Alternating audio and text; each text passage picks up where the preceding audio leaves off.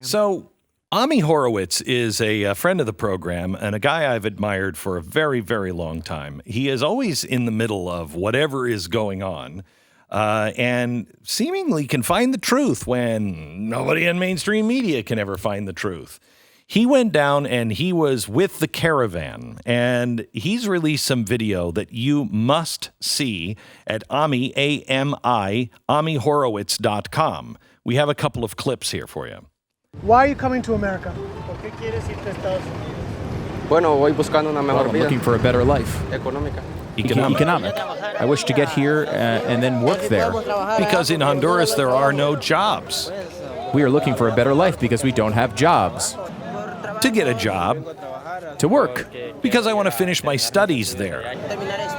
To finish my studies, in my case. Don't you just want to meet Caitlyn Jenner? Oh, I love that woman. Well, who doesn't want to meet Caitlyn Jenner? Right. Okay, so that doesn't sound like a refugee. It doesn't. One more clip.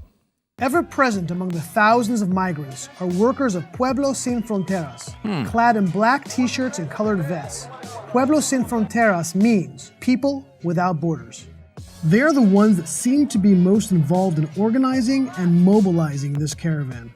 The organization, as the name implies, is looking to create a world without borders, which seems to be one of the reasons why they organized this caravan in the first place, to flout American sovereignty. Ami Horowitz joins us now, and I don't know if this is true, from Beirut?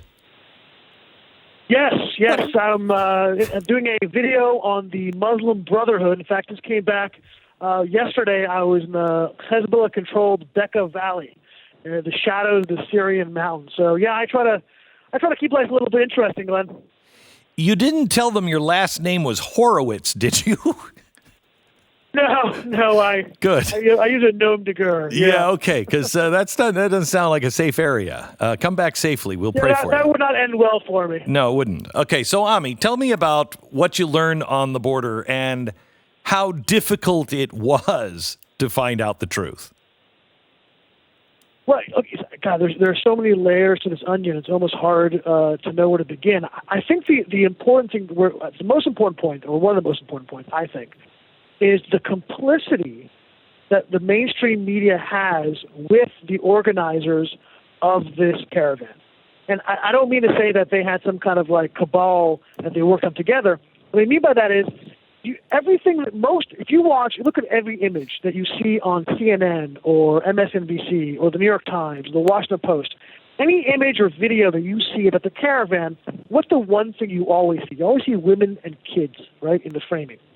And it's ludicrous because you'd have to sit there for a while to find that framing because there are so few women and children. Literally, I would say 90 to 95% people there are men. And you can go on and on about how disingenuous the media is on this thing. For example, the media will have you believe this was some kind of organic a groundswell of people who decided at the same time in Honduras, we're going to go form this caravan and go to America. That's that's what's the narrative that you hear from the media. Again, nothing could be further from the truth. This thing was organized from the beginning. Glenn, I can't tell you, there are literally lines of these chartered buses that take people from place to place. There's mobile hospitals. There's armies of trucks and vehicles moving food and people. There would water. have to be. This is the question I've been asking from the beginning. You cannot set out. Who's just taking care of the people who are... That's a death march. In any other case, that's a death march unless you have medical services, you have food, you have water. You can't just walk into a town with 6,000 people and all stop by in the 7-Eleven and expect them to have enough water. Of course this is going on. So when you found it, Ami, you found Pueblo Sin Fronteras, which is a group that organized the last caravan and gets money from George Soros. How involved are they?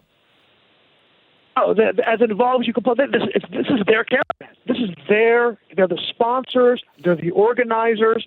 They're the ones who put this whole thing together. Listen, you walk around. This is not this is not a secret. It's not like I found something that nobody else could find. If you just show up with a camera, this is what is out there. So it's laid out for you. There are hundreds of these workers. It's not like there's one or two kind of hiding in the bushes. They're all over the place. They're wearing T-shirts that say Fronteras. They're wearing colored vests and have these bullhorns. Okay? You can't throw a rock and not hit one of these people. They are organizing it from the beginning to the end, and the cost of this thing, Glenn, it's got to be in the millions of dollars. Not thousands of dollars, not hundreds of thousands, millions. I calculated just the water costs hundreds of thousands of dollars. Never mind everything else. There are literally mobile hospitals. In the video, you see 4 or 5 of these caravan trucks that are kind of parked and that move with them from place to place, where you have loads of medication. There are doctors. There are hospital beds.